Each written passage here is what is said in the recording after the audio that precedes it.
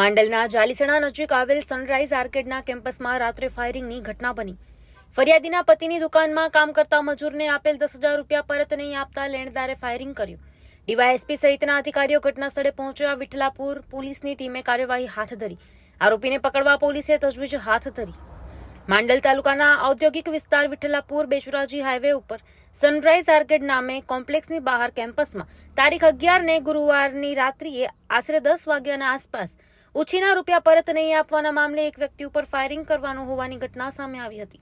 Vithalapur police સ્ટેશનથી મળતી પ્રાથમિક વિગતો મુજબ શ્રવણકુમાર હિંમતરામ સરગરા મૂળ રહેવાસી શિહોરી રાજસ્થાન, જેઓની જાલીસણા ગામ નજીક શિવમ પ્લાઝા નામે આવેલ કોમ્પ્લેક્સમાં દુકાન આવેલ હતી, જેમાં એક મજૂર કામ કરી રહ્યો હતો. સદર ઘટનાનો આરોપી વિષ્ણુ શર્મા આ દુકાને વારંવાર આવતો જતો હતો અને તે પોતે આ વિસ્તારમાં ચાલતી કોઈ કન્સ્ટ્રક્શન સાઇટ ઉપર દેખરેખ રાખી રહ્યો હતો, જેથી તે દુકાનદાર સાથે પરિચયમાં હતો. દુકાનદાર શ્રવણકુમારના કહેવાથી તેમની દુકાનમાં કામ કરી રહેલા મજૂરને આરોપીએ રૂપિયા 10,000 ઉછીના આપેલા હતા, જે રૂપિયાની ઉઘરાણી આરોપીએ શ્રવણકુમાર પાસેથી કરેલ, પરંતુ શ્રવણકુમારે રૂપિયા આપેલ નહીં, જેનું મનદુખ રાખીને આરોપીએ સનરાઈઝ આર્કેડના કેમ્પસમાં ગુરુવારની રાત્રિના 10 વાગ્યાના આસપાસ ફરિયાદીના પતિ શ્રવણકુમારના પેટના ભાગે રિવોલ્વરથી ગોળી મારીને ફાયરિંગ કરીને ત્યાંથી આરોપી નાસી છૂટ્યો હતો. સમગ્ર ઘટનાની જાણ વિઠલાપુર પોલીસને થતા મોડી રાત્રિએ વિઠલાપુર પોલીસ ઘટના સ્થળે પહોંચીને પ્રાથમિક તપાસ અને કાર્યવાહી શરૂ કરી હતી. દુકાન માલિક શ્રવણકુમાર લોહી લુહાણ ઇજાગ્રસ્ત હાલત જોઈને અમદાવાદની સિવિલ હોસ્પિટલ ખાતે સારવાર અર્થે ખસેડવામાં આવ્યા હતા. સદર મામલે અમદાવાદ ગ્રામ્ય ડીવાયએસપી અધિકારીએ પણ સ્થળ ઉપર શુક્રવારની સાંજે ઘટનાની સમગ્ર માહિતી મેળવી હતી.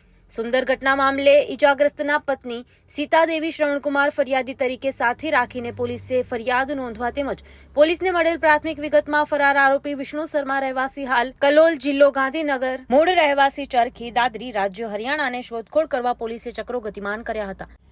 આ સમગ્ર ઘટનાની તપાસ વિઠલાપુર પીઆઈ SS ચૌધરી ચલાવી રહ્યા છે. Story report by Mahendra Gajjar, Mandal, Ahmedabad. દાડમના રેસ્ટ પીરિયડની બેસ્ટ માવજત ટ્રાઇકોમિલ, ફોસ્ફોમાઇસિલ અને ડોક્ટર માઇસિલ. શક્તિશાળી બેક્ટેરિયા, એક્ટિવ કાર્બન, માઇસિલિયા અને બધા જ પોષક તત્વોથી ભરપૂર ટ્રાઇકોમિલના ઉપયોગથી દાડમના પાકને મળશે સમતોલ ખોરાક. એક્ટિવ કાર્બન ધરાવતા ઉચ્ચ ગુણવત્તાયુક્ત ફોસ્ફેટિક ખાતર ફોસ્ફોમાઇસિલ દ્વારા દાડમનું વધુ ઉત્પાદન આપવા માટે છોડ બનશે સક્ષમ. ભારતમાં પ્રથમ માઇક્રોરાઇઝલ ફૂગ સાથે કુદરતી કેલ્સાઇડ અને ઉપયોગી સૂક્ષ્મ તત્વો તેમજ કુદરતી હોર્મોન્સનું મિશ્રણ એટલે ડોક્ટર માઇસિલ. ડોક્ટર માઇસિલના ઉપયોગથી તંતુ મૂળને પોષણ અને રક્ષણ મળશે અને સાથે જ પોષણયુક્ત દાડમના છોડની ઉત્પાદન ક્ષમતામાં વધારો થશે. દાડમની ખેતીને બનાવો દમદાર, રેસ્ટ પીરિયડમાં પોષણ આપો જોરદાર. 2 દાયકાથી ખેડૂતોના વિશ્વાસનું પ્રતીક.